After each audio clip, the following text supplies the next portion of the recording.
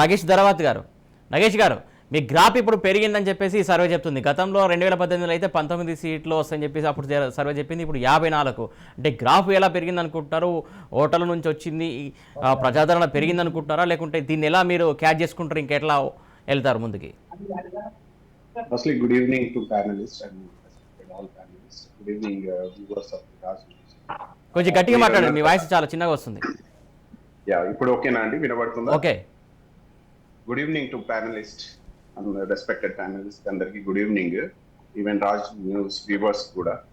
Sir, ఇప్పుడు మీరు ఇందాక ఒక మాట అన్నారు, ఏది కాంగ్రెస్ పార్టీ గ్రాఫ్ పెరిగిందని. దానికి రీజన్స్ ఏంటంటే బాధ్యత కల ఆపోజిషన్. అవసరం ఉన్నప్పుడల్లా, తెలంగాణ సమాజానికి అన్యాయం జరుగుతున్నప్పుడల్లా మా వాయిస్ రైజ్ చేశాం. మీరు దళిత గిరిజన దండోరా నుంచి యూత్ డిక్లరేషన్ కానివ్వండి, ఫార్మర్స్ డిక్లరేషన్ కానివ్వండి, SC/ST డిక్లరేషన్ కానివ్వండి, ఇప్పటి వరకు మా 6 గ్యారంటీలు కూడా కానివ్వండి, అది తెలంగాణ సమాజానికి ఉద్దేశించి ఇచ్చిన హామీలు, గ్యారంటీస్ కావాలి, మా కమిట్మెంట్స్. ఓకే, ఇప్పుడు ఇంకో ఫ్యాక్టర్ కూడా ఉందండి దీనికి, మా గ్రాఫ్ పెరగడానికి.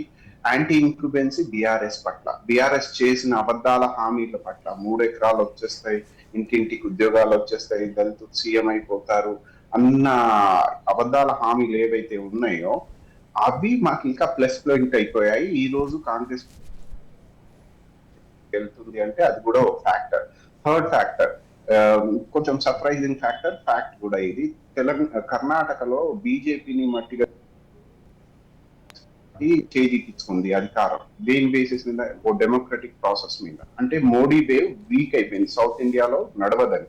మోడీ అది ఏది బీజేపీ ముక్కు సౌత్ ఇండియా అన్న కాన్సెప్ట్ లో తెలంగాణ కూడా వస్తుంది, రైట్? అదో కాన్ఫిడెన్స్. ఇంకోటి మోస్ట్ వైటల్ ఫ్యాక్టర్, తెలంగాణ సమాజంలో అబ్జర్వేషన్ గట్టిగా ఉంది, బీఆర్ఎస్ బీజేపీ ఒకటని. అది ఉట్టినే చెప్పట్లేదు వాళ్ళు, దానికి కొన్ని రీజన్స్ ఉన్నాయి. ఫర్ ఎగ్జాంపుల్ చూడండి, కాళేశ్వరంలో కరప్షన్ ఉంది అని BJP higher cadre, prime minister నుంచి హోమ్ మినిస్టర్ జేపీ నడ్డా గారు వస్తారు, పెద్ద పెద్ద గొప్ప సభలు పెడతారు, కరప్షన్ ఉంది అంటారు, లిక్కర్ స్కామ్ లో ఎవరో ఉన్నారు అంటారు. మరి ఈడీ రాదు? పేపర్ లీకేజ్ ఇష్యూ ఉంది, హ్యూజ్ మనీ ట్రాన్సాక్షన్ అయింది, మనీ లాండరింగ్ అయింది, ఎందుకు రాదు ఈడీ? వీళ్ళిద్దరు ఒకటి కాదా? మీరు ఇంకోటి, ఫామ్ బిల్ నుంచి 1 నేషన్ 1 ఎలక్షన్ వరకు, డిమానిటైజేషన్ వరకు కూడా బీజేపీకి మద్దతు ఇచ్చింది ఎవరు? సెంట్రల్ లో బీఆర్ఎస్. సో అలా స్ట్రాంగ్ గా తెలంగాణ సమాజంలో బీజేపీ బీఆర్ఎస్ ఒక్కటే అన్నది ఓ ధోరణి ఉంది. థర్డ్, ఇప్పుడు కొన్ని ఈవెంట్స్ మీరు చూస్తే అవి రీజన్ ఎంత స్ట్రాంగ్ అంటే, రెస్పెక్టెడ్ కేటీఆర్ గారు ఢిల్లీ వెళ్తారు, నెక్స్ట్ డేనే బీజేపీ గారి బండి సంజయ్ గారి ప్రెసిడెంట్షిప్ పోతుంది. సో ఇవన్నీ తెలంగాణ సమాజం అబ్జర్వ్ చేస్తుంది. ఎవరికి ఎలా చేయాలో ఇప్పుడు రాబోయే ఎలక్షన్ లో అయితే చూపిస్తారు. కాంగ్రెస్ గ్రాఫ్ పెరగడానికి ఇంకో రీజన్ కూడా ఉందండి. ఈ తెలంగాణ ఏది మన టిఆర్ఎస్ గా, ఉస్మానియా యూనివర్సిటీ స్టూడెంట్ గా కొన్ని ఫ్యాక్చువల్, కొంచెం ఎమోషనల్ ఫ్యాక్ట్స్ ఉన్నాయి, ఇవి నేను చెప్పాలనుకుంటున్నాను. ఉస్మానియా యూనివర్సిటీ గడ్డ మీద మా తెలంగాణ మాకు వస్తే, మా కొలువులు మాకు వస్తాయి, నీళ్లు నిధులు నియామకాలన్నా ఓ మెడక్ గంటలు వేసుకొని చాలా తిరిగాం.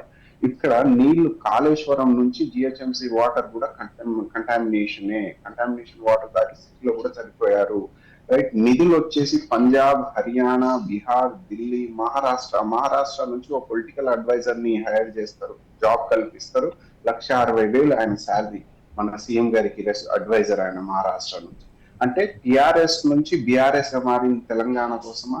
ఇప్పుడు వస్తే నియామకాల గురించి ఏంటంటే, లాస్ట్ 10 years లో రెస్పెక్టెడ్ సీఎం గారు మన కేసీఆర్ గారు ఏమన్నారంటే, యువతకు నా దగ్గర గుడ్ న్యూస్ ఉంది, బహుశా దానికోసమే పుట్టానేమో నేను, రేపు టీవీ చూడండి మీరందరూ అన్నారు.